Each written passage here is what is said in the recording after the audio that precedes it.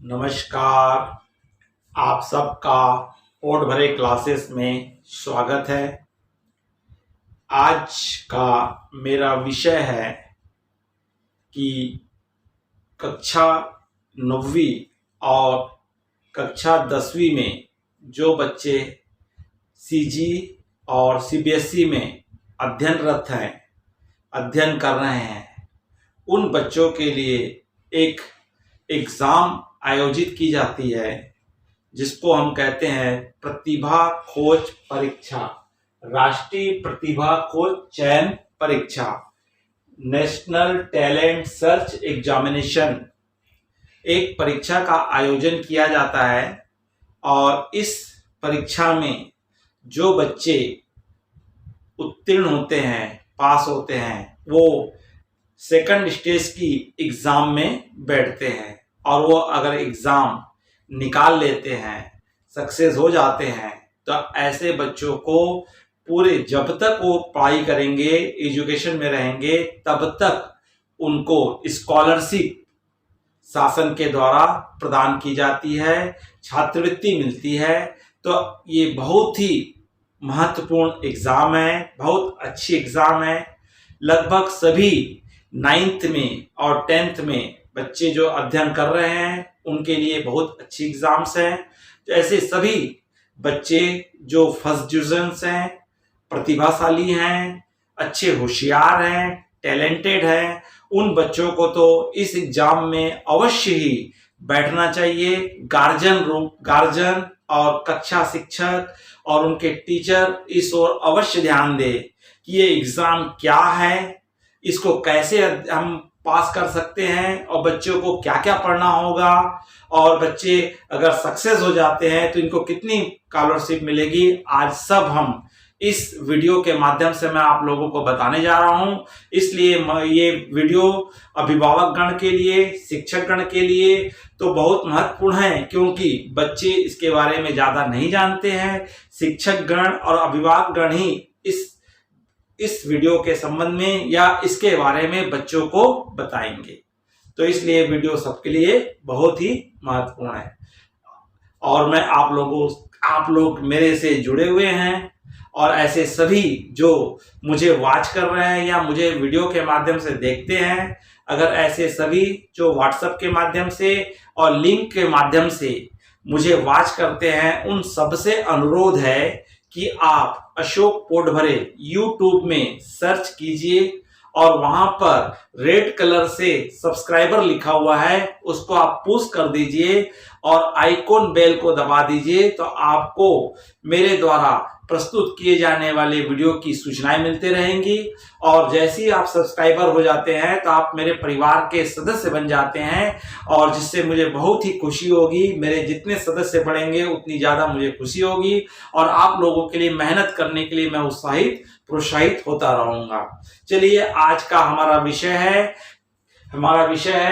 राष्ट्रीय प्रतिभा खोज चयन परीक्षा 2021-22, नेशनल टैलेंट सर्च एग्जामिनेशन 2021-22।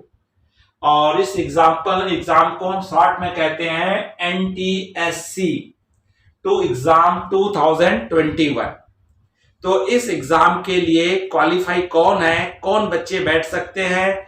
तो ये एग्जाम जो है, योग्यता है 9th पास। जो बच्चे 9th पास हो चुके हैं और 10th क्लास में, रनिंग 10th क्लास में या 10th क्लास में अध्ययनरत है, पढ़ रहे हैं, वही बच्चे इस एग्जाम को परीक्षा में बैठ सकते हैं।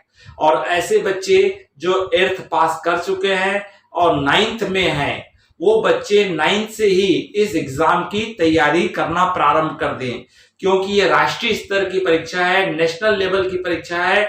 इसलिए इस परीक्षा में बहुत ज्यादा मेहनत करनी पड़ती है, कठिन परिश्रम करना पड़ता है, तभी ये परीक्षा हम क्या कर सकते हैं, पास कर सकते हैं। तो इसलिए आप 9th से ही इस परीक्षा की तैयारी में जुट जाएं। और जो बच्चे वर्तमान में 9th पास कर चुके हैं, 61% मिल चुका है, और वो बच्चे 10th में पहुंच गए हैं, वो बच्चे भी इस परीक्षा की तैयारी प्रारंभ कर दे और आप इस परीक्षा को पास कर लीजिए और आपको स्कॉलरशिप मिलेगी। और ऐसे सभी बच्चे जो गार्जियन पर बोझ नहीं बनना चाहते हैं, अपने स्वयं के टैलेंट से, अपने स्वयं की योग्यता से आगे की क्लास अध्ययन करना चाहते हैं, वो सब बच्चे तो इस एग्जाम को अवश्य ही तैयारी करें और अवश्य पास करके माता पिता पर आर्थिक रूप से आप भार नहीं डालेंगे और आप पूरी एजुकेशन जो करना चाहते हैं, इंजीनियरिंग, डॉक्टरिंग, सब आपको इसके लिए सरकार आपको क्या देगी, स्कॉलरशिप देते रहेगी जब तक आप अध्ययन करेंगे। चलिए, तो इसमें कौन बैठ सकता है? जो 9th पास हो, जो फर्स्ट डिवीजन हो, 60% से ज्यादा परसेंटेज हो और जो छात्र 9th पास हो चुके हैं और 10th में अध्ययनरत है, वही बच्चे इस एग्जाम को देंगे। इस एग्जाम के लिए किसी भी प्रकार की कोई शुल्क नहीं लिया जाता है, ये निःशुल्क है। और ये एग्जाम जो है एनटीएससी एग्जाम 2020-21-22 ये 2 स्तर पे ली जाएगी आपकी। एक स्टेट लेवल पे होती है और एक नेशनल लेवल पे होती है। जो स्टेट लेवल पे होगी वो प्रथम स्टेज कहलाता है और नेशनल लेवल पे होगी वो सेकंड स्टेज कहलाता है, लेवल कहलाता है। सबसे पहले हम फर्स्ट स्तर की एग्जाम देंगे स्टेट लेवल की, तो उसमें आपको एप्लीकेशंस कब किए जाते हैं? तो इसके लिए आपको एप्लीकेशन अगस्त और सितंबर, अगस्त में एप्लीकेशंस आ जाते हैं और आपको सितंबर एंड तक इसके 1 महीने का आपका इसका ड्यू डेट होती है फॉर्म जमा करने की। और जैसे ही आपका फॉर्म जमा होता है उसके 1 महीने के पश्चात अक्टूबर में आपकी इसकी एग्जाम ली जाती है और इसका रिजल्ट जो है आपका दिसंबर और जनवरी में आता है। और जो एग्जाम, इस एग्जाम को जो बच्चे पास कर लेते हैं, क्वालिफाई कर लेते हैं, वो बच्चे द्वितीय स्तर की परीक्षा में बैठेंगे। और ये परीक्षा जो होती है आपको इसके फॉर्म अप्लाई करना होता है अप्रैल मई में और इसकी अप्रैल एंड तक इसका होता है। मार्च में इसकी ड्यू डेट आती है, नोटिफिकेशन आती है और अप्रैल एंड तक इसको जमा करना होता है और संबंध मई और जून में ये एग्जाम ली जाती है। तो इसके संबंध में अभी वर्तमान में कोविड के होने के कारण इस एग्जाम के डेट में आगे पीछे हो सकता है, नहीं तो अन्यथा अक्टूबर में इसकी एग्जाम कंपलसरी फर्स्ट या सेकंड वीक में संडे को ली जाती है। तो चलिए कि आप इस एग्जाम में आप फॉर्म जब होगा तो आप इस फॉर्म का आप किस लेवल पे भरेंगे, कहां से भरेंगे, मैं इसको सब संपूर्ण जानकारी बताऊंगा अभी आपको। तो जैसे ही आप परीक्षा फर्स्ट लेवल पास कर जाते हैं, फर्स्ट लेवल की एग्जाम्स होगी और उसका रिजल्ट आप पास हो जाते हैं तो सेकंड लेवल की एग्जाम देंगे और जैसे ही सेकंड स्तर की परीक्षा आप मई जून में बैठेंगे और इसका जुलाई अगस्त सितंबर तक आपका इसका रिजल्ट आ जाता है। और रिजल्ट आने के बाद आपकी स्कॉलरशिप चालू हो जाती है। कब से? जब आप क्लास 11th में पहुंचेंगे। तो क्लास 11th में आपको 1250 रुपए 1250 रुपीज पर मंथ आपको क्या मिलेगी? स्कॉलरशिप मिलेगी। और जैसे ही आप क्लास 12th में जाएंगे तो आपको 12th में भी आपको 1250 रुपए 1250 रुपीज पर मंथ आपको स्कॉलरशिप कंटिन्यूस हर महीने आपको 12 महीने के हिसाब से आपको प्राप्त होते रहेगी, जो आपके पढ़ाई में ये पैसा खर्च आएगा।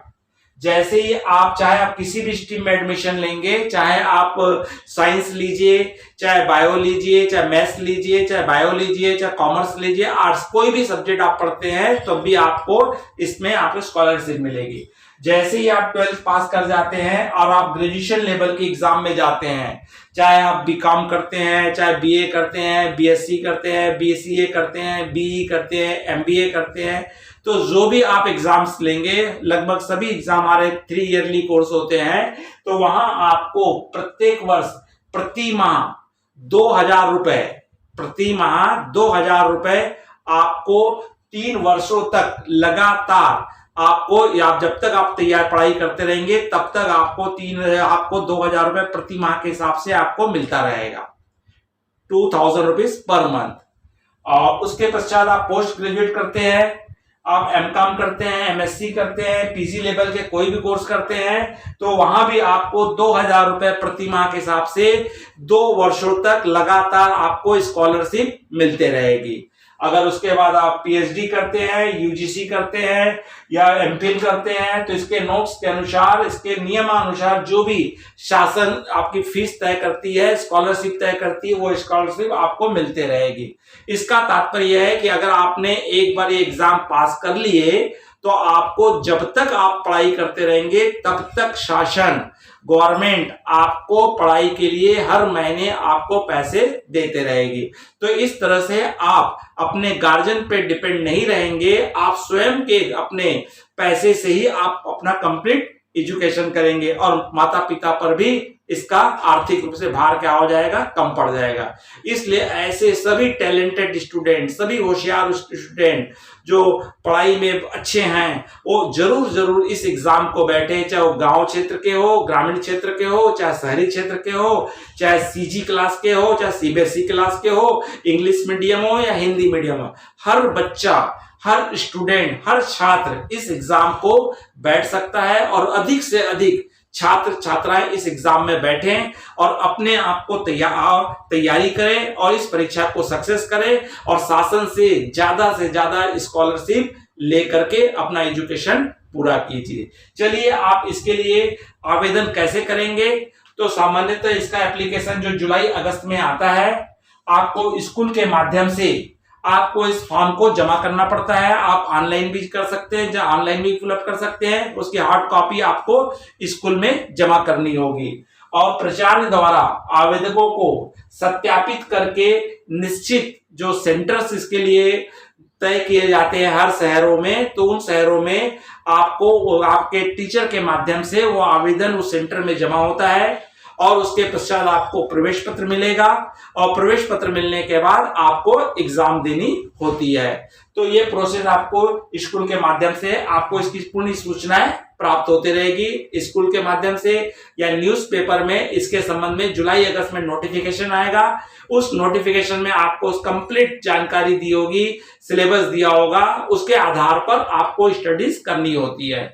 तो इस तरह से हम देखेंगे कि आगे कि हमने सब प्रक्रिया पूर्ण कर चुके हैं, तो हमें हमारा परीक्षा का कार्यक्रम क्या होगा और हम जो परीक्षा देंगे उसमें क्या पूछा जाएगा, उसकी सिलेबस क्या होगी, अब उसके पर हम ध्यान देते हैं। तो परीक्षा का कार्यक्रम जो होता है, ये हमारी परीक्षाएं जनरली अक्टूबर में 2021 में आयोजित की जाएगी।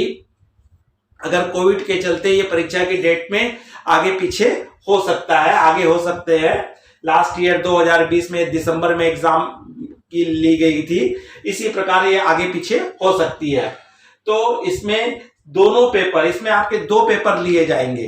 पहला पेपर है MET, मेट कहा जाता है इसको, मेंटल एबिलिटी टेस्ट, जिसको मानसिक योग्यता परीक्षा कहा जाता है। और पेपर नंबर 2 होगा आपका, जिसको सेट कहा जाता है, जिसको स्कॉलरशिप एबिलिटी टेस्ट कहा जाता है, शैक्षणिक योग्यता परीक्षण कहा जाता है। ये दो परीक्षाएं आपकी आयोजित की जाएगी, दो पेपर्स होंगे और इसके बीच में आपको 1.5-2 घंटे का गैप रहेगा। एक ही दिन में दोनों पेपर लिए जाते हैं और ये दोनों पेपर आपके बहुविकल्पित होंगे। आपके जो पेपर होंगे ऑब्जेक्टिव टाइप्स होंगे, जिसमें आपको प्रत्येक प्रश्न के साथ में 4 उत्तर दिए रहेंगे, जिसमें से किसी एक सही उत्तर को आपको चुनना होगा और उसकी आपके आंसर्स कॉपी होती है, आंसर शीट होती है। उस आंसर शीट में आपको नंबर्स में समय आपके ABCD जिसमें आएगा उसमें आपको गोला करना होता है, कंप्यूटराइज शीट होती है। और इस जो परीक्षा होगी, दो आपकी होगी, पेपर फर्स्ट और पेपर 2। जैसे मैंने कहा कि आपको मेंटल एबिलिटी टेस्ट होगा, जिसमें मानसिक योग्यता परीक्षा होती है, जिसमें आपको परखा जाएगा कि आप में तत्काल निर्णय लेने की क्या कैपेसिटीज है, जो मैथमेटिक्स से रिलेटेड होते हैं, जो मुख्यतः रीजनिंग होता है, जो सामान्यतः क्या होते हैं, रीजनिंग होती है, जिसको हम तर्क शक्ति कहते हैं, उसको इस पे पूछा जाता है। ये जो पेपर होगा आपका 2 घंटे का पेपर होगा, जिसका समय रहेगा 10 बजे से लेके 12 बजे तक और इसमें प्रश्नों की संख्या जो होगी 100 होगी और प्रत्येक प्रश्न 1 अंक का होगा, अर्थात कुल अंक कितने होंगे आपके 100 अंक होंगे। और इस परीक्षा में आपको पूरे तर्क शक्ति, मेंटल से रिलेटेड, मानसिक योग्यता से संबंधित आपको प्रश्न पूछे जाएंगे। मैं आगे आपको बताऊंगा सिलेबस क्या क्या पूछा जाता है इसमें। और दूसरा हमारा पेपर होगा 2 घंटे के पश्चात, आपको 12 बजे से लेकर के आपको 1:30 बजे तक आपको गैप दिया जाएगा। उसके पश्चात आपका 1:30 बजे से 3:30 बजे तक आपका सेकंड पेपर होगा, जो सेट कहलाता है, स्कॉलरिस्ट एबिलिटी टेस्ट कहते हैं, जिसमें शैक्षणिक योग्यता परीक्षण किया जाता है, जिसमें आपने 9th और 10th में जो भी सब्जेक्ट आपने जितना भी एजुकेशन किए हैं उस एजुकेशन से संबंधित ही आपको प्रश्न पूछा जाता है। तो इसलिए इसको शैक्षणिक योग्यता परीक्षा कहते हैं। ये इसका समय रहेगा 1:30 बजे से 3:30 बजे तक, और ये भी 2 घंटे का होगा। 120 मिनट आपको प्राप्त होंगे। इसमें भी प्रश्नों की संख्या 100 होगी, प्रत्येक प्रश्न 1 अंक का होगा, और कुल अंक कितने होंगे? 100 अंकों का ये प्रश्न पत्र होगा। तो इस तरह से आपके 2 प्रश्न पत्र होंगे, paper first, paper 2। Paper first को हम मेट कहते हैं, MAT मेट, और पेपर 2 को क्या कहा जाता है? सेट कहा जाता है। और इसमें प्रत्येक प्रश्न 1 अंक का होगा। इसमें बहुत एक अच्छी चीज है कि इसमें निगेटिव मार्क नहीं है, इसमें ऋणात्मक अंकों की गणना नहीं की जाती है, इसलिए आपको प्रत्येक आंसर का उत्तर देना है। अगर आप गलत आंसर करते हैं तो आपको उसका कोई भी माइनस नहीं लिया जाएगा, केवल उसमें 0 अंक प्राप्त होंगे।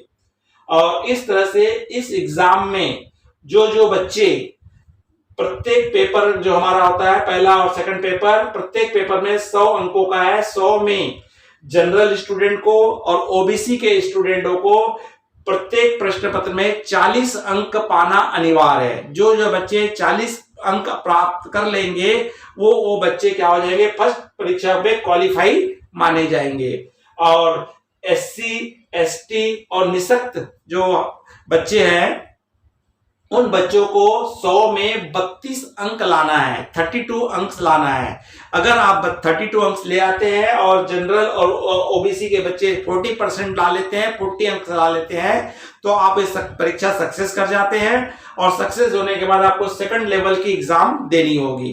तो फर्स्ट लेवल और सेकंड लेवल का जो हमारा सिलेबस है वो दोनों सेम है, केवल परीक्षा का स्तर जो प्रथम स्तर होता है वो थोड़ा लो होता है, और आप जब सेकंड लेवल का देंगे तो परीक्षा का स्तर क्या हो जाएगा? थोड़ा सा कठिन हो जाएगा, हार्ड हो जाएगा। अगर उस परीक्षा में अगर आप सक्सेस हो जाते हैं तो आपको स्कॉलरशिप पर मंथ अगले नेक्स्ट ईयर से, आपको जब तक आप पढ़ाई करते रहेंगे, जब तक आप अध्ययन करते रहेंगे, तब तक आपको स्कॉलरशिप बच्चों आप लोग को मिलते रहेगी। तो हम देखते हैं कि इस परीक्षा में मेट में, मेंटल एबिलिटी टेस्ट में और सेट में, स्कॉलरिस्ट एबिलिटी टेस्ट में क्या क्या पूछा जाएगा। तो आपको मानसिक योग्यता परीक्षा जो 100 अंक के प्रश्न की संख्या 100 रहेगी, 100 अंकों के रहेंगे। तो इसमें मुख्यतः आपको तर्क शक्ति प्रश्न होते हैं, रीजनिंग पूछे जाते हैं। और रीजनिंग में क्या होगा? आपको समजनता, पुजनना, वर्गीकरण, श्रृंखला आवृत्ति, अवबोधन, छिपी हुई आवृत्तियों को ढूंढना, कोडन, विकोडन, खंड, समुच्चय, समस्या सुलझाने आदि वाले आधारित प्रश्न होंगे। इसकी कंप्लीट सिलेबस भी है, तो आपको जब नोटिफिकेशन मिलेगा तो वहां पे आपको मिल जाएगी। अगर आप कहेंगे तो मैं एक और वीडियो बना करके आपको विस्तार के साथ पूरा सिलेबस और प्रत्येक सिलेबस में किस किस टाइप के आपको प्रश्न पूछे जाएंगे उस पर मैं आपको एक वीडियो बना करके दूंगा। अगर आप कमेंट्स बॉक्स में अधिक से अधिक लोग डिमांड करेंगे तो मैं इसको प्रेजेंट करूंगा। पेपर नंबर 2 जो होता है, जो शैक्षणिक योग्यता परीक्षा होती है, सेट होता है, उसमें भी प्रश्नों की संख्या 4 होती है। और इसमें आपने 9th और 10th में जो भी एजुकेशन पढ़े हैं, जो भी तैयारी की है, जो भी पढ़ाई की है, उससे रिलेटेड प्रश्न पूछे जाते हैं। तो इसमें आपको 40 प्रश्न पूछे जाएंगे साइंस से। 40 प्रश्न आपको क्या पूछे जाएंगे? साइंस से पूछे जाएंगे। ये 3 पार्ट में बटा हुआ है। 13 प्रश्न इसमें से रहेंगे, 13 क्वेश्चंस रहेंगे, फिजिक्स में से रहेंगे, भौतिक शास्त्र में से रहेंगे, और 13 प्रश्न आपका रहेगा केमिस्ट्री में से रहेगा, रसायन शास्त्र में से रहेंगे, और 14 प्रश्न आपको पूछा जाएगा जीव विज्ञान में से पूछा जाएगा, बायोलॉजी से पूछा जाएगा। तो इस तरह से 40 अंकों का आपको विज्ञान साइंस से पूछा जाएगा। और जो आपने 9th में और कंप्लीट 12th में, आपने 10th में पढ़े हो, और कुछ हिस्सा आपको 11th का भी पूछा जाता है। और 13 प्रश्न आपको किस तरह से, 13 प्रश्न फिजिक्स से, 13 प्रश्न केमिस्ट्री से, और 14 प्रश्न बायो से पूछे जाएंगे। इस तरह से 40 प्रश्न आपको साइंस से पूछा जाएगा। 40 प्रश्न आपको पूछे जाएंगे सोशल साइंस से, सामाजिक विज्ञान से पूछे जाएंगे। और सामाजिक विज्ञान में 15 प्रश्न जो रहेंगे इतिहास से रहेंगे, हिस्ट्री से रहेंगे। 15 प्रश्न आपको भूगोल से पूछा जाएगा, ज्योग्राफी से पूछा जाएगा। और 5 प्रश्न आपको पॉलिटिकल साइंस, राजनीति शास्त्र से पूछा जाएगा। और 5 प्रश्न आपको इकोनॉमिक्स, अर्थशास्त्र से पूछा जाएगा। तो इस तरह से यहां भी आपको 40 प्रश्न पूछे जाएंगे। और आपको 20 प्रश्न आपको मैथमेटिक्स से पूछे जाएंगे, गणित से पूछे जाएंगे। और ये गणित मुख्यतः क्लास 6 to 8 तक आपने जितने भी मैथ्स पढ़े हैं उन्हीं मैथ्स का मेन सार रहता है, वही मैथ्स इसमें ज्यादा पूछा जाता है। तो इसकी तैयारी करने के लिए आपको 6 to 8 तक आपको एनसीईआरटी की जो बुक है या स्टेट गवर्नमेंट की जो बुक है उसको आप पूर्ण रूप से तैयारी कीजिए। और जो 9th में आप पढ़े हैं और आप 10th में रनिंग में जो पढ़ेंगे उन दोनों को मिलकर के आपको तैयारी करनी है। तो अगर आप तैयारी करते हैं, ये परीक्षा का स्तर कठिन होता है, थोड़ा सा हार्ड होता है, तो इसमें आपको मेहनत करनी पड़ेगी। तो इस तरह से अगर आप इस परीक्षा में बैठते हैं तो एक आपको आइडिया भी हो जाएगा कि भविष्य में आपको इसी प्रकार की कई सारे कॉम्पिटिटिव एग्जाम में आपको बैठना होगा। जैसे आपको आगे आप क्लास 11th में जाएंगे, 12th में जाएंगे, अगर आप मेडिकल लाइन में जाएंगे तो नीट की तैयारी करनी पड़ेगी।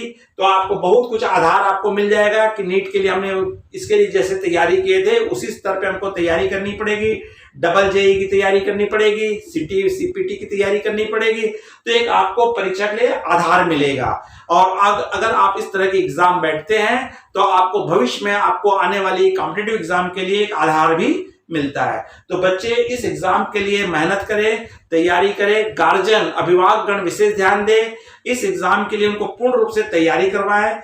क्लास टीचर, शिक्षकगण भी विशेष ध्यान दें और बच्चों को इसके बारे में ज्यादा से ज्यादा सूचना दें, 9th और 10th के बच्चों को, जिससे कि अधिक से अधिक बच्चे एक एग्जाम में अपेयर हों और ज्यादा से ज्यादा बच्चे इस परीक्षा को पास करके स्कॉलरशिप ले और अपने बल पर, अपने आप पर अपना आगे का अध्ययन करें। क्योंकि अभी पहले तो इसके बारे में बच्चों को जानकारी नहीं थी, अब वर्तमान में सबके पास नेट है, वीडियोस है, इसके बारे में आपको सूचना आपको मिलती रहेगी। अगर आपको इसी प्रकार की और सूचना चाहिए तो आप नोटिफिकेशन में आप जानकारी देंगे तो मैं आपको इसका पूरा सिलेबस बताऊंगा, इसके क्वेश्चंस पेपर बताऊंगा, किस प्रकार इसके बारे में आपको मैं तैयारी भी आप लोगों को एग्जाम की करवाऊंगा। तो बच्चों, अगर आप लोगों को ये वीडियो कैसा लगा, अगर अच्छा लगा होगा तो लाइक जरूर कीजिए, कमेंट्स बॉक्स में अपनी राय अवश्य दीजिए। अगर आप इस चैनल में नए हैं तो तत्काल इस चैनल को सब्सक्राइब कर दीजिए और आप मेरे परिवार के सदस्य बनिए और आइकॉन बेल को दबा दीजिए। तो इस प्रकार के विभिन्न वीडियो आपको मिलते रहेंगे। आपने अंत तक इस वीडियो को देखा, इसके लिए बहुत बहुत धन्यवाद। अगले वीडियो में आपसे हमारी भेंट होगी। नमस्कार।